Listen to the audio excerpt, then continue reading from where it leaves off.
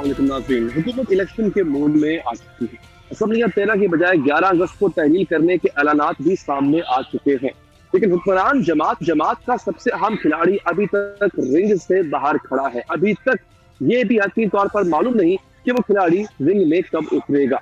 नवाज शरीफ की वापसी में ताखीर पर मुसलसल सवालात उठे हैं। इनका सियासी मंसूबा और मुस्तकबिल अगर कोई है तो वो क्या है? आज रोजनामा जंग की खबर के मुताबिक नवाज शरीफ की वतन वापसी कब होगी, हतमी तारीख के लिए अभी भी मुशावरत की जारी है। वो पाकिस्तान में अपने बाएतमाद साथियों से टेलीफोनिक राबता कर रहे हैं। मौजूदा और साबिक अरकान असम्बली और सेनेट से वतन वापसी और पार्टी अमूर पर मुशावरत कर रहे हैं। कानूनी टीम से भी मुशावरत की जा रही है। कोई नवाज शरीफ को 14 अगस्त को वतन वापसी का मशवरा दे रहा है। तहम खबर के मुताबिक नवाज शरीफ के साथियों की अक्सरियत इन्हें सितंबर के वस्त में आने का मशवरा दे रही है। खबर में नवाज शरीफ से यह बयान भी मंसूख किया गया है कि वतन वापसी पर इन्हें जेल भी जाना पड़ा तो परवाह नहीं। सवाल यही है कि नवाज शरीफ की वतन वापसी अभी भी गैर यकीनी का शिकार क्यों है? नाज़रीन, मुल्क में इनकी अपनी जमात की हुकूमत है। माशी मुश्किलात की जो सियासी कीमत थी वो भी अदा कर दी गई है। IMF से कर्ज का मुआहदा भी हो चुका है। इन्हें दोबारा वज़ीर आज़म बनाने के लिए नाअहली की मुद्दत खत्म कराने की तरमीम भी कर ली गई है। यानी जिस लेवल प्लेइंग फील्ड का मरियम नवाज मुतालबा करती रही थी, अब तो वो भी फराहम कर दी गई है। फिर वापसी में नवाज शरीफ अदम दिलचस्पी क्यों दिखा रहे हैं? नवाज शरीफ की वापसी में ताखीर होती है तो इन्हें ही नहीं, इनकी जमात को भी इसकी कीमत अदा करना पड़ेगी, क्योंकि इनकी पार्टी की सियासी तवक्कुआत इनकी वापसी से मशरूत की जाती। नून लीग की जानिब से इस बात का ऐलान बार बार किया जा चुका है कि इसकी इलेक्शन मुहिम नवाज शरीफ ही चलाएंगे।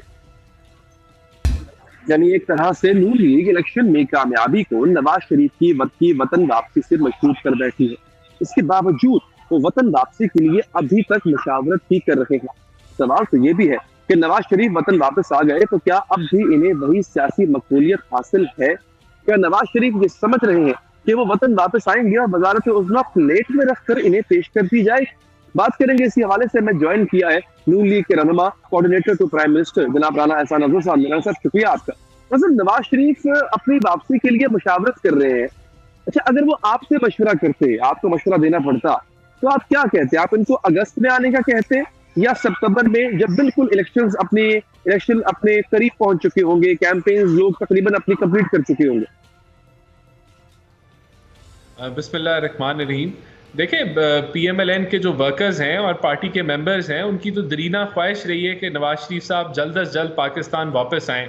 मेरे ख्याल से हुकूमत का अख्ताम जो है वो अगस्त के शुरू में हो जाएगा। 10, 11, 12 अगस्त जब भी हुआ तो उसके बाद एक इलेक्शन का जो कैंपेन है वो स्टार्ट हो जाएगी। तो हमारी तो ख्वाहिश है कि इलेक्शन कैंपेन या नवाज शरीफ पाकिस्तान में आके स्टार्ट करें, तो अगस्त में जितने जल्दी वो आ जाएंगे वो पार्टी के वर्कर्स के लिए, पार्टी के मुस्तकबिल के लिए बेहतर हो। अच्छा, अगर वापस आते हैं सर तो क्या लैंड कहाँ करेंगे? लाहौर लैंड करेंगे, इस्लामाबाद आएंगे? मेरे ख्याल से लाहौर के अंदर जो है उनकी आमद एक बेहतर फैसला होगा। लाहौर का दिल, बल्कि पूरे पाकिस्तान का दिल उनके साथ धड़कता है, तो लाहौर की जो लोकेशन है वो बेहतर होगी। अच्छा, तो राणा साहब, नवाज शरीफ ने ये भी कहा कि जेल जाना पड़ा तो जाएंगे, और फिर डेफिनेटली उनके ऊपर अभी उनका मुकदमा खत्म तो नहीं हुआ, वो अभी भी कॉन्विक्ट है, सजा याफ्ता है, वो सजा पूरी भी करनी है। क्यों? यानी इसका मतलब है कि आप हुकूमत भी आपकी है, बड़े मामला आपने तब्दील भी कर लिए, तरमीम भी कर ली है, लेकिन फिर भी मियां साहब के जेल जाने का खदशा मौजूद है अभी भी। देखिए, नवाज शरीफ साहब जो हैं वो लंदन से वापस आए थे अपनी बेटी के साथ गिरफ्तारी देने के लिए। तो नवाज शरीफ साहब कभी जेल से घबराए नहीं हैं। ये ज़रूर है कि वो अदालती फैसले के तहत मुल्क से बाहर गए अपना इलाज कराने के लिए।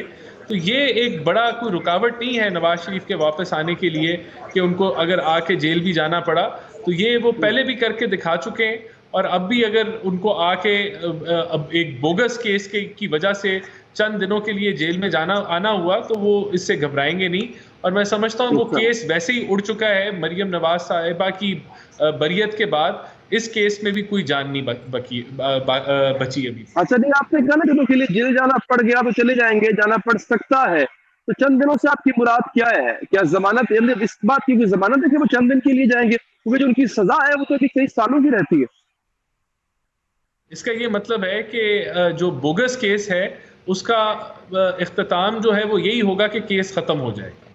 अच्छा नहीं, जो केस खत्म किए जाएंगे तो इसके लिए रास्ता कौन सा अख्तियार किया जाएगा? जाना तो आपको अदालत ही पड़ेगा ना एक दफा। बिल्कुल, जो लीगल टीम है वो उस केस को इख्तिताम करने के लिए सारे जो लीगल रास्ते हैं वो उनको इख्तियार करेगी। अच्छा अच्छा ना सर, ये बताइए, पहले खबर ये भी आई थी कि नवाज शरीफ ने वतन वापसी के लिए अपनी सजाएं खत्म करने की शर्त रखी थी। यानी इनकी शर्त किसी ने अभी तक मानी नहीं है, क्योंकि अगर शर्त मान ली जाती तो फिर ये आप बात ना करते कि वापस आएंगे, अपने केसेस खत्म कराएंगे, चंद दिन जेल में रहना पड़ा, जेल में भी रहेंगे। ये देखिए, ये तो अब नवाज शरीफ साहब ने खुद जब अंदिया दे दिया इस चीज़ का कि अगर उनको जेल भी जाना पड़ा तो वो फिर भी वापस आ जाएंगे, तो मेरे ख्याल से इस स्टेटमेंट के बाद तो अब इस सवाल का जवाब नहीं बनता। बाकी लीगल टीम बिल्कुल कोशिश करेगी कि इस बोगस केस को जो एक प्लानिंग के तहत, एक एजेंडे के तहत उनके ऊपर किया गया, जिससे उनसे वजारत उज़्मा भी छीनी, फिर पार्टी की सदारत भी छीनी और फिर उनको जो है सज़ा सुनाई गई। तो मैं समझता हूँ कि ये लीगल टीम तो डेफिनेटली हर लिहाज से कोशिश करेगी कि ये केस ख़त्म हो, और उसको वो देख रही है। अच्छा ना सर, जो मियाँ साहब लंदन में अपना इलाज करा रहे थे, वो इलाज कहाँ तक पहुंचे सर? देखिए, इलाज तो उनका चलता रहा है थ्रू आउट। वो अपना सेहत का ख़्याल, डॉक्टर चेकअप जो है वो कराते रहें, और यहाँ जो है वो कोर्ट में उसको पीरियोडिकली जो है वो उसको अपडेट भी करते रहें। तो मैं समझता हूँ कि अगर कोई थोड़ा बहुत, अभी उन्होंने लंदन वापस जाना है सऊदी अरेबिया से, तो अगर कोई चेकअप वगैरह रह गए हुए तो वो करके पाकिस्तान वापस आ जाएंगे। अच्छा, मौलाना साहब, मौलाना फजल रहमान साहब, वो क्या अभी भी नाराज है नवाज शरीफ साहब से? इनको मना लिया गया? देखिए, उनकी नाराज़गी का इसलिए कोई तुक नहीं बनता कि दुबई का जो दौरा था, वो इस वजह से नहीं किया गया था कि वो वहाँ कोई पीपल्स पार्टी से मीटिंग्स पहले की ऑर्गेनाइज़ थी। वो एक इत्तफ़ाक़न एक ऐसा वक़्त था कि पीपल्स पार्टी की क़यादत भी वहाँ मौजूद थी और मियाँ नवाज़ शरीफ भी वहाँ मौजूद थे, और कोई अच्छा। ऐसे हुकूमती लेवल के या पीडीएम लेवल की कोई मीटिंग नहीं की गई थी कि किसी को बुलाया गया या किसी को नहीं बुलाया गया। तो वो ये सारी चीज़ जो है मौलाना साहब को एक्सप्लेन कर दी गई है। पीडीएम के हवाले से या आगे कोई कोलिशन के हवाले से अगर फैसला हुआ या मीटिंग हुई तो मौलाना साहब उसका हिस्सा होंगे, और वो इस हमारे लिए काबिल एहतराम है। और अभी कल उनकी जो भी कंसर्न्स थे उनको वज़ीर आज़म साहब ने सैटिस्फाई किया है कि ये जो एक मीटिंग थी, कोई वहाँ कोई ऐसा कोई फ़ैसला नहीं हुआ जो कि उनकी उनकी मुशावरत के बगैर इम्प्लीमेंट होने जा रहा है। तो जो मुशावरत का अमल दरकार है पीडीएम की हुकूमत के साथ, वो मुकम्मल किया जाएगा। तो ये उनको फ़िक्र, यही चीज़ जो है वज़ीर आज़म साहब ने भी उनको एक्सप्लेन की कल। अच्छा ठीक। अच्छा सर, नवाज शरीफ साहब वापस आते हैं तो ये बड़ा चर्चा हो रहा है कि ये बड़ा उनका शानदार इस्तकबाल होगा, लोग बेनज़ीर भुट्टो साहब का इस्तकबाल भूल जाएंगे। तो कितने लोग आपके अंदाजे के मुताबिक इस्तकबाल के लिए निकलेंगे? क्या रिसेप्शन दिया जाएगा मियाँ साहब को? देखें, मैं ये तो वक्त बताएगा। इंशाल्लाह ताला एक तारीखी इस्तकबाल होगा मियाँ नवाज शरीफ का, क्योंकि उन्होंने बहुत सारी ज़्यादतियाँ सही हैं, और अब तो वो सारी ज़्यादतियाँ एक्सपोज हो चुकी हैं कि किस तरीके से साकिब निसार की कोर्ट ने एक एजेंडे के तहत जो है वो टारगेटिंग की, किस तरीके से एक जमात को इस मुल्क में नाफिज किया गया, जिससे भरपूर नुकसान हुआ पाकिस्तान की मईशत को, और एक आम आदमी की ज़िंदगी जो है वो डिटीरियोरेट हुई। तो मैं समझता हूँ कि एक भरपूर शानदार इस्तकबाल जो पाकिस्तान का एक तारीख़ी तरीन इस्तकबाल होगा, वो डिज़र्व करते हैं, उनको दिया जाएगा इंशाल्लाह। हाँ तो ठीक है। अच्छा सर, तवक्कुआत आपकी अपनी जगह, लेकिन तारीख ने ये भी देखा था कि मियाँ साहब वापस आए थे, बड़ी बातें हुई, जनाब रैली लेकर निकलेंगे, उनका इस्तकबाल करेंगे। उनके अपने भाई शहबाज शरीफ वो एयरपोर्ट तक नहीं पहुंच पाए थे। देखिए, तब सारी मोटरवेज, हाईवेज, सारे शहरों की एग्जिट एंट्रियों को बंद कर दिया गया था, लेकिन उसके बावजूद एक भरपूर तादाद जो है एयरपोर्ट पहुंची। मैं समझता हूं कि वो रुकावटें अब मौजूद नहीं है, इसलिए एक हिस्टोरिक वेलकम मियाँ नवाज शरीफ को मिलेगा। और तब भी अगर रुकावटें ना डाली जाती तो मैं समझता हूं कि एक कामयाब तरीन वेलकम तब भी मिलता। लेकिन ये क्योंकि इस तरह का माहौल अब इस वक्त मौजूद नहीं है, और पीएमएलएन जो है हमेशा पीसफुल रही है, तो ये भी एक पीसफुल वेलकम होगा, जिसमें इंशाल्लाह लाखों की तादाद में लोग जो हैं वो इकट्ठे होकर उनको वेलकम करेंगे। सर के इंतखाबात में कामयाबी के लिए नून लीग की क्या तवक्कुआत है? मरकज में कितनी सीटें मिलेंगी, पंजाब में कितनी मिलेंगी, कौन कौन सा सूबा आपके पास होगा?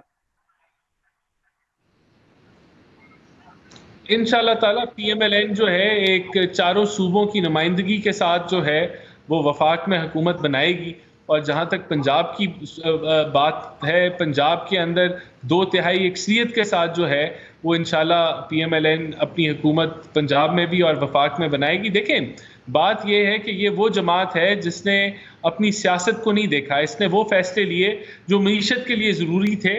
और आज और आगे आने वाले दौर में इसी तरह की मचोर सियासत की ज़रूरत है, जहाँ कोशिश ये की जाए कि शॉर्ट टर्म और जाली रिलीफ दे के, चाहे वो पेट्रोल की कमी की सूरत में हो, बिजली की कमी की सूरत में हो, जो इस मुल्क के अंदर एक माशी कह लें कि ट्रैप जिस तरह इमरान खान छोड़ के गया था कि उसने सस्ती तो कर दी चीज़ें जाते हुए, लेकिन उसकी वजह से जो मईशत में बिगाड़ आया उसको आज तक हम संवार रहे हैं।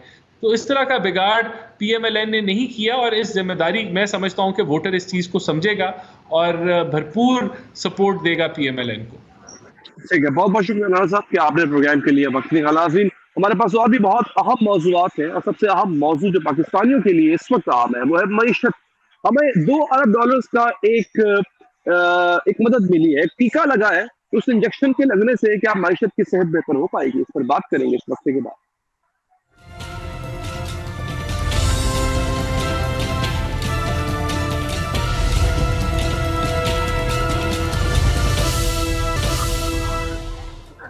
Welcome back. नाज़रीन, बैनुल-अक़वामी मालियाती इदारे IMF की जानिब से 9 महीने स्टैंड बाय मुआहदे से पाकिस्तान की मईशत पर छाए काले बादल छटने लगे और मुल्क पांव पर खड़े होने लगा। IMF के एग्जीक्यूटिव बोर्ड का इजलास कल होने जा रहा है, जिसमें पाकिस्तान के लिए $1.1 अरब की किस्त जारी करने की मंजूरी दी जाएगी, जबकि IMF ने इससे पहले एक्सटर्नल फाइनेंसिंग प्लान भी मंजूर कर लिया है। जिसके बाद एक अहम पेशरफ हुई है और वो ये कि सऊदी अरब ने स्टेट बैंक में $2 अरब जमा करवा दिए। जरा के मुताबिक IMF ने वजारत खजाना के भेजे गए $8.2 अरब की फाइनेंसिंग गैप का मंसूबा मान लिया, जिसके तहत सऊदी अरब के बाद IMF, आलमी बैंक, एशियन डेवलपमेंट बैंक, चीन और UAE से फाइनेंसिंग होगी। रवां माली साल के दौरान चीन से 3.5, जबकि अरब अमारात से $1 अरब की फाइनेंसिंग का इंतजाम किया जाएगा। एशियाई तरक्याती बैंक और आलमी बैंक से 50 करोड़ की फाइनेंसिंग हासिल की जाएगी। वजारत खजाना के प्लान के मुताबिक IMF से $3 अरब कर्ज मुआहदे के तहत हासिल किए जाएंगे। IMF मुआहदे के बाद रुपए मुकाबले में अमरीकी डॉलर बेकदर हुआ है।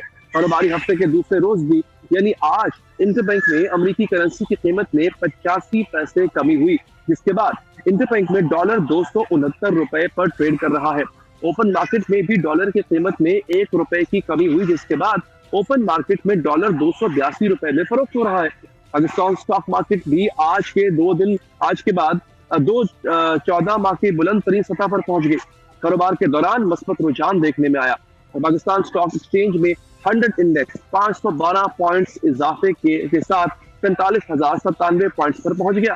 दूसरी जानिब IMF मुआहदे के बाद आलमी रेटिंग एजेंसी फिच ने पाकिस्तान की रेटिंग अपग्रेड करके CCC कर दी है। वज़ीर खजाना इसहाक डार ने फिच रेटिंग को हालिया माशी बहाली के सफर में एक मुस्बत खबर करार दिया है। उन्होंने वज़ीर आज़म, हुकूमती इत्तेहादियों, माशी टीम और कौम को मुबारकबाद भी दी है। माशी तज्जियाकार भी फिच रेटिंग को उम्मीद की किरण करार दे रहे हैं। उन्होंने उम्मीद जाहिर की है कि आने वाले दिनों में मजीद रेटिंग एजेंसियां पाकिस्तान की रेटिंग अपग्रेड करेंगी। लेकिन इसी हवाले से बात करेंगे माशरत और माशी मामलात को रिपोर्ट करने वाले सीनियर सहाफ़ी और रज़ानिगार शहबाज राणा साहब। राणा साहब, शुक्रिया आपका। सऊदी अरब ने $2 अरब रखवा दिए। IMF भी कर्ज के लिए मान गया था, हमने IMF की शराइत भी पूरी की थी। तो क्या अब ये इंडिकेटर्स हैं कि मईशत इस सब के बाद अब बेहतरी की तरफ जाएगी? जी, बिस्मिल्लाहिर्रहमानिर्रहीम। देखिए, जो इत्मीनान का फुकदान था वो पाकिस्तानी साइड के ऊपर था। जो पाकिस्तान था वो संजीदा नहीं था पहले IMF का प्रोग्राम करने को। सऊदी अरब ने जब ये $2 अरब कमिट किया था तो सऊदी अरब की यही शर्त थी कि पाकिस्तान IMF का प्रोग्राम करेगा तो हम पाकिस्तान को पैसा देंगे। और पिछले चंद माह में हुकूमत बिल्कुल संजीदा नहीं थी, इसी वजह से आपने देखा कि जो 9वां रिव्यू था पिछले प्रोग्राम का वो हम नहीं कर सके, और एज अ रिज़ल्ट पाकिस्तान का जो पिछला प्रोग्राम है वो नाकाम हुआ, 30 जून को नाकामी पे ख़त्म हुआ। अब हुकूमत ने संजीदगी दिखाई है, और ये तभी मुमकिन हुआ जब प्राइम मिनिस्टर ने ख़ुद इंटरेस्ट लिया फाइनेंस मिनिस्ट्री के मामलात में।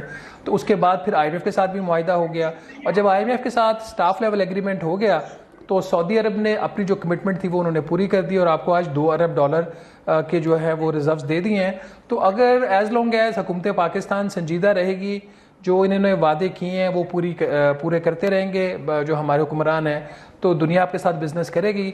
अगर फिर पाकिस्तान ने अपने वादों से एक दफ़ा फिर पीछे हट गया तो दुनिया भी फिर आपके साथ बिजनेस नहीं करेगी। अच्छा सर, देखिए कर्ज का फायदा हो गया, कर्ज मिल भी जाएगा, हमने शराइत भी पूरी कर दी है, लेकिन अब ये शराइत कब तक, आपने कहा ना कि इसको आगे लॉन्ग टर्म लेके चलना पड़ेगा। अगर सियासी मामलात को देखते हुए आगे इलेक्शंस आ रहे हैं, इलेक्शंस में आवाम को रिलीफ भी देना होता है, सियासत बचाते बचाते अगर ये IMF की शराइत को सबूताज कर गए तो फिर क्या होगा सर? देखिए, ये जो अभी इस हुकूमत ने कुछ काम करने थे 12 अगस्त से पहले, वो IMF ने इनसे पहले ही करवा लिए हैं। एक वो एनुअल बेस टैरिफ जो बिजली कीमतों में इजाफा है वो एक चीज़ है, वो भी नोटिफाई हो जाएगी।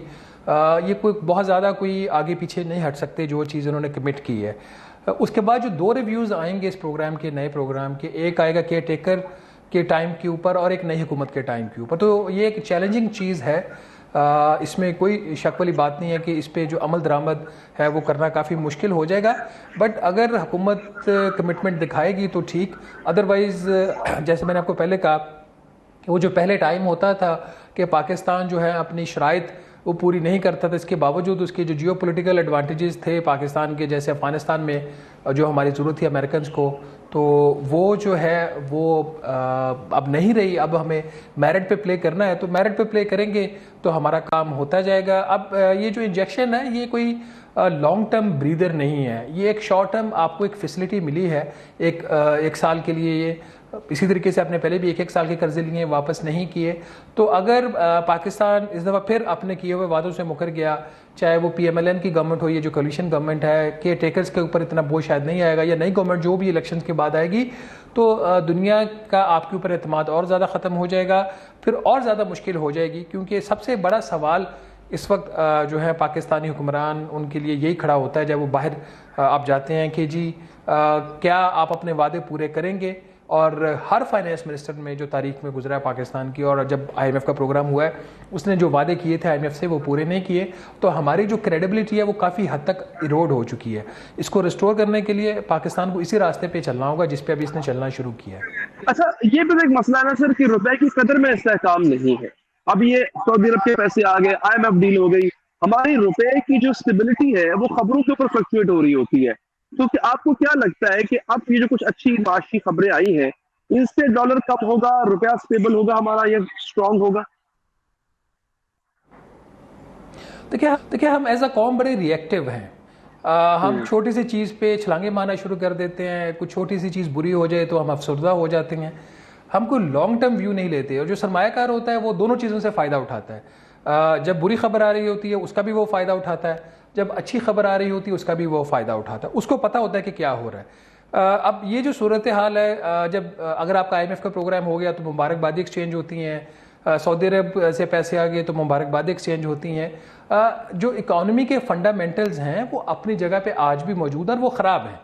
तो हमें पता था कि जितनी भी डिप आएगी उसमें डॉलर की कदर में, वो आहिस्ता आहिस्ता वापस उसी तरफ जाएगा, 280, 85, 90 जो भी उसकी एक मार्केट वैल्यू होती है, क्योंकि ये चीज़ें आठ होती हैं। आपने देखा कि वो एक शॉर्ट टर्म में आ गया जी, मुबारकबादें भी एक्सचेंज हो गई। उसके बाद फिर आपने देखा कि आज वो कल जो था वो तकरीबन 280 रुपये पे एक डॉलर क्लोज हुआ। आज उसमें कोई $1.5 फिर इंप्रूवमेंट आ गई, क्योंकि $2 अरब आ गया। अब रोज़ तो $2 अरब नहीं आएगा ना। तो ये चीज़ें शॉर्ट टर्म होती हैं। लॉन्ग टर्म जो इकोनॉमी का व्यू है अभी भी वो ब्लीक है।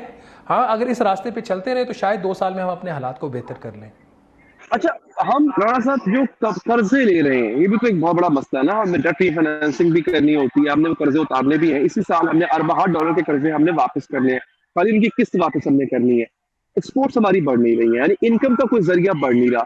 कर्ज की मई पी जा रहे हैं हम। तो ये किस तरह से पॉसिबल हो पाएगा? अगली जो गवर्नमेंट आएगी, ये लोग तो इलेक्शन जीतने के लिए कुछ भी कर सकते हैं ना, कोई भी रिलीफ दे देंगे आवाम को, कितने मर्जी कर्जे उठा लेंगे। अगली गवर्नमेंट के लिए कौन कौन से चैलेंजेस दरपेश होंगे? देखिए, $25 अरब के जो कर्जों की वापसी है, उसमें $15 अरब हुकूमत का ख्याल है कि वो रोल ओवर करवा लेगी, वापस नहीं करेगी। उन ममालिक से या उन जो इदारे हैं उनसे वो दोबारा दरख्वास्त करेगी, उनको एक्सटेंड कर दिया जाए। $10 अरब इनको नेट रेज करना है, चाहे ये हुकूमत हो, केयर टेकर हो, नई हुकूमत हो। अगर वो IMF के प्रोग्राम में रहेंगे तो बाय एंड लार्ज अपनी डेट सर्विसिंग करते रहेंगे। आपने पहले उसका फिच की रेटिंग का भी जिक्र किया जी, उन्होंने इंप्रूव कर दिया। अब अगर आप उसकी रेटिंग को भी देख लें, अभी भी पाकिस्तान जो है वो हाईली जो डेट रिस्क कंट्री है उसकी कैटेगरी में है।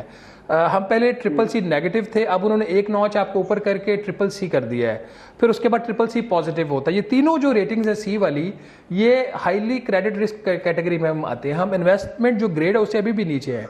तो आप इसमें एक पॉजिटिविटी ये तो ले सकते हैं कि आप जो मुसलसल नीचे जा रहे थे डिफॉल्ट की तरफ, अब हम डिफॉल्ट की तरफ हम नहीं जा रहे, सफ़र हमारा दूसरी तरफ शुरू हो गया है।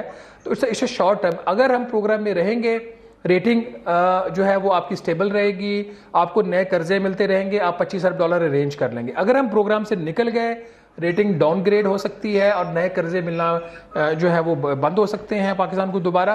तो इसलिए पाकिस्तान को, जैसे मैं बारहा कह रहा हूँ, कि इसी रास्ते पे चलना है जिस रास्ते पे अब इसने 30 जून 2023 से सफ़र शुरू किया है। राना साहब, जो हमने एक फैसिलिटेशन काउंसिल बनाई है फॉरेन इन्वेस्टर्स को अट्रैक्ट करने के लिए, उसका असर कब से नजर आना शुरू हो जाएगा?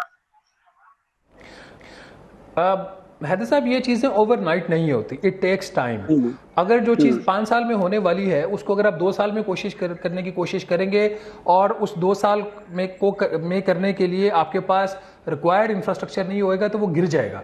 आप बहुत दूर की मिसाल है, बाराको का जो एक फ्लाईओवर बन रहा है, प्राइम मिनिस्टर साहब उसकी बारहा उसकी डेडलाइंस देते थे, वो जो ठेकेदार था वो उसको काम को जल्दी करने की कोशिश करता था और एक्सीडेंट हो जाता था। यही सूरत हाल आपकी इकॉनमी की है।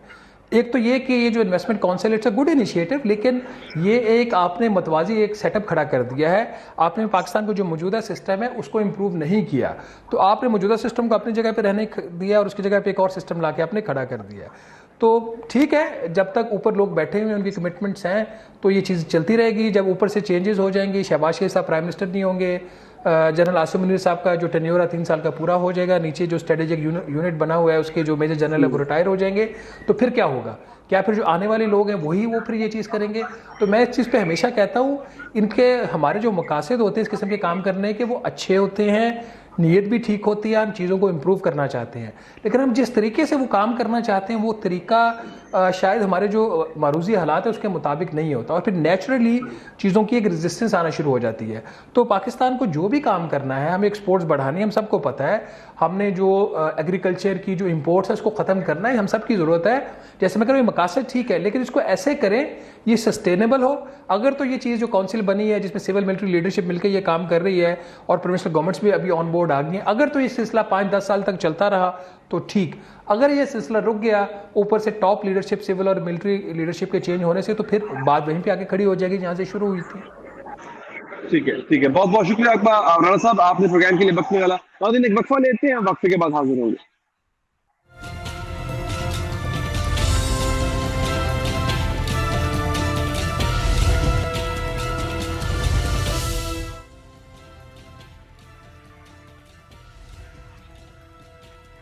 नाज़रीन, वेलकम बैक। पाक फौज की क़यादत में जदीद ज़राअत के इनकलाबी मंसूबों पर काम शुरू हो गया और अब एक बार फिर सरसब्ज़ पाकिस्तान की उम्मीद जाग उठी है। मुल्क में जदीद काश्तकारी के लिए director general strategic projects major general Shahid की ज़ेर निगरानी land information and management system launch किया गया है, जिसका इफ्तिताह वज़ीर आज़म शहबाज शरीफ जुम्मे के रोज़ army chief general Asim Munir की मौजूदगी में करेंगे।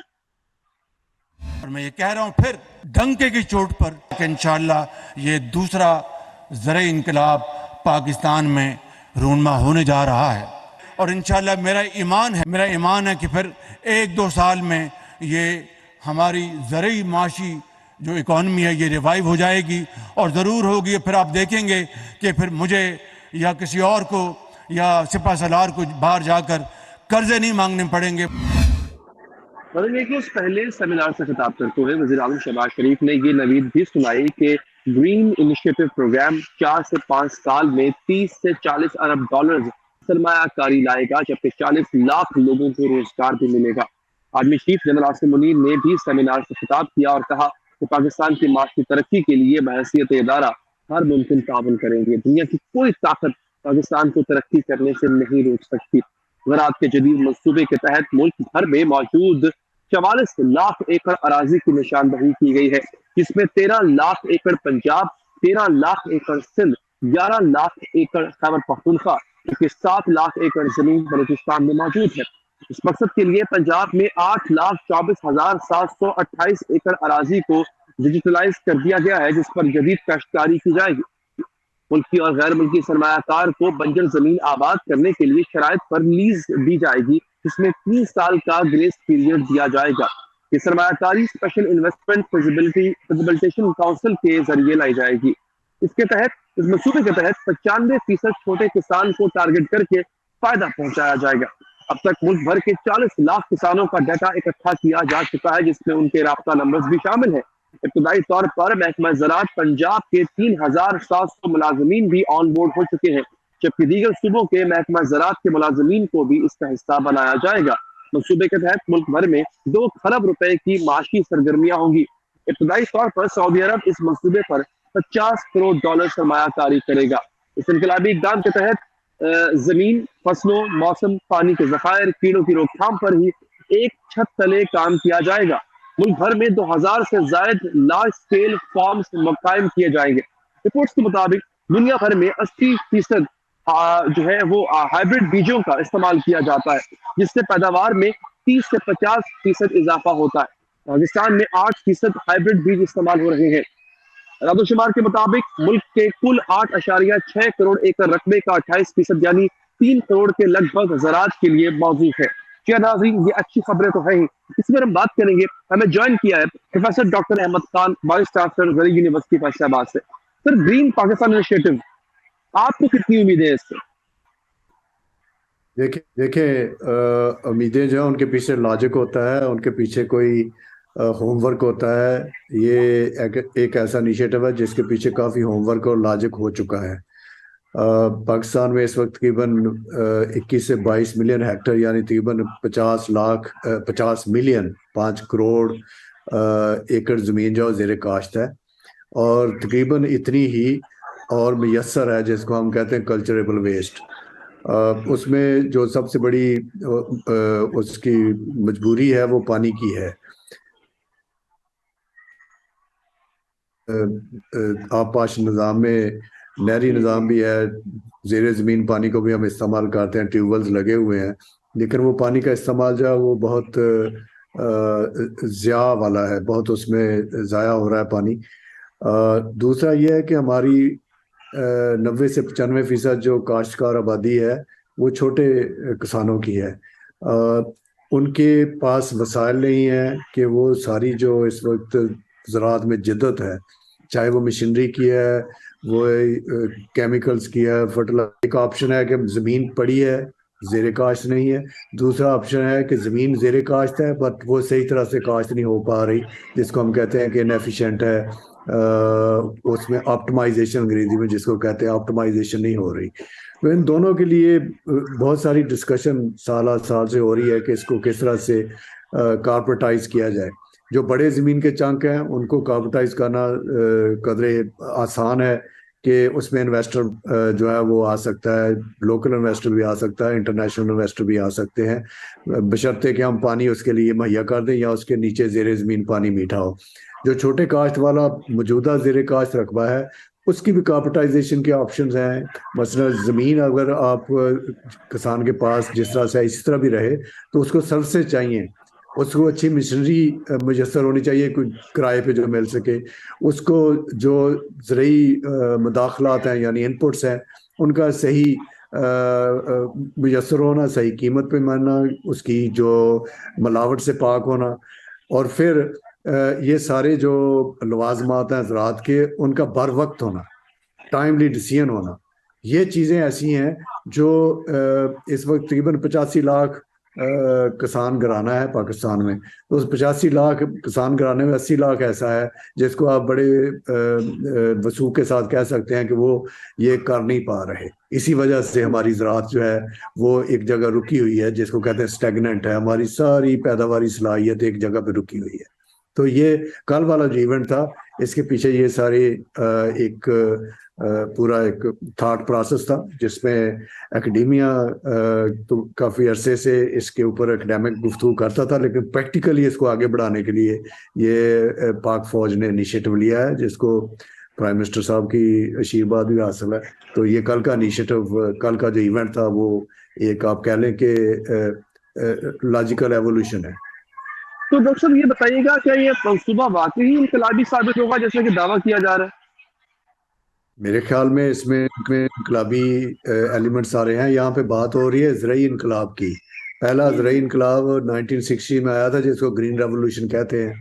तो हम अब इस वक्त हमारा जो नैरेटिव है या बयानिया है वो ये है कि अब ज़रई इनकलाब नंबर 2 यानी नंबर 2 सेकंड ज़रई इनकलाब जो है उसका वक्त है। अगर वो नहीं कर पाएंगे हम, तो हमारे लिए बड़े बहुत ही गंभीर मसाइल हैं आगे।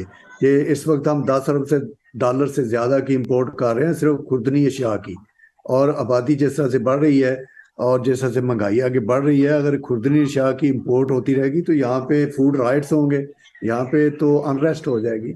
इसलिए हमारे पास कोई चॉइस ही नहीं है कि हम ना करें, हमें करना है। अच्छा, इसमें दोस्त ममालिक भी पाकिस्तान की मदद कर रहे हैं, वो मदद किस नौयत की होगी डॉक्टर? देखें, ये मदद की बात ना करें, ये पार्टनरशिप की बात करें। ये कारोबार है, तो आप इसको बिजनेस फिजिबिलिटी हम बना रहे हैं, ताकि जो इसमें इन्वेस्ट करना चाहे वो इसको मुनाफा बख्श समझ के इन्वेस्ट करे इसमें। तो ये इसमें कोई शक नहीं है कि ये मुनाफा बख्श कारोबार होगा। तो सब अगर ये लोग पार्टनर बनना चाह रहे हैं, तो पाकिस्तान की ज़राअत में कितना पोटेंशियल है जो उनको भी नजर आ रहा है? पाकिस्तान की ज़राअत में 100% पोटेंशियल है। आप बड़ी बड़ी फसलें ले लेना, हमारी सबसे बड़ी फसल गंदम है। हमारी जो औसत पैदावार है मुल्क की वो 30-32 मन है, जबकि उसका जो पोटेंशियल है वो 60-70 मन है। इसी तरह से हमारी कपास की जो पैदावार है, दूसरी जो बड़ी हमारी अहम फसल है, जिसके इर्द गिर्द सारे मुल्क की मुआशियात और माशरत घूमती है, सारा टेक्सटाइल सेक्टर, एक्सपोर्ट्स, वो उसकी हमारी जो यील्ड है वो 15 से 18 मन है। पिछले साल तो 10 मन के नीचे भी आ गई थी, क्योंकि पिछले साल मौसम बहुत बुरा था, जबकि उसका पोटेंशियल 40 मन से ऊपर है। ये हमारे पड़ोस में सिंजियांग प्रोविंस में चाइना में उसकी यील्ड जो 60 मन है, और कोई वजह नहीं कि हम 60 मन ना ले सकें। उसमें कोई रॉकेट साइंस नहीं है, वो नजर आती है हमें टेक्नोलॉजी। वो टेक्नोलॉजी अडॉप्ट करवाना जो है ये एक क्रिटिकल एलिमेंट है। वो कारपोरेट सेक्टर करे या हम छोटे फार्मर को इस तरह से सर्व करें कि वो कारपोरेटाइज हो जाए। अगर फिर हम इस मद में यानी ज़राअत की मद में सालाना कितना फॉरेन एक्सचेंज या ज़र मुबादला कमा सकते हैं?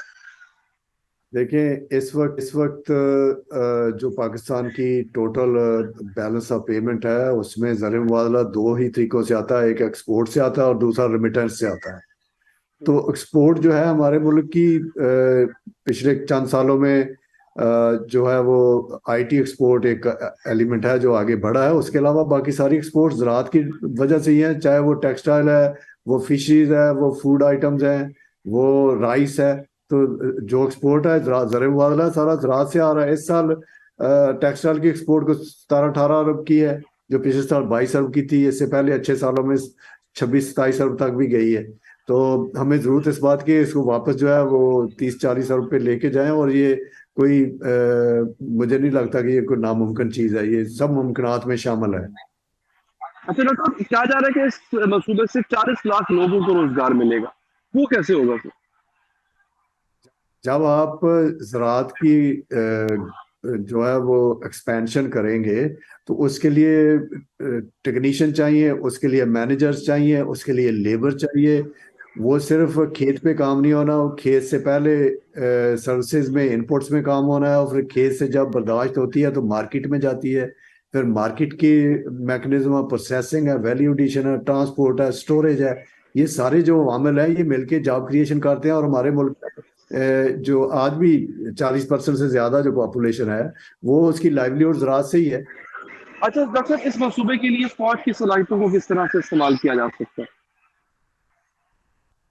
फौज के पास एक तो टेक्निकल ह्यूमन सोर्स जो है वो तो है ही है, वहाँ एक डिसिप्लिन भी है। हमारे मुल्क में बहुत सारे मंसूबे इसलिए फेल होते हैं कि उनमें डिसिप्लिन नहीं है, गवर्नेंस नहीं है। तो ये आप हिस्ट्री भी देख लें इस सब कॉन्टिनेंट में ज़राअत की ग्रोथ की।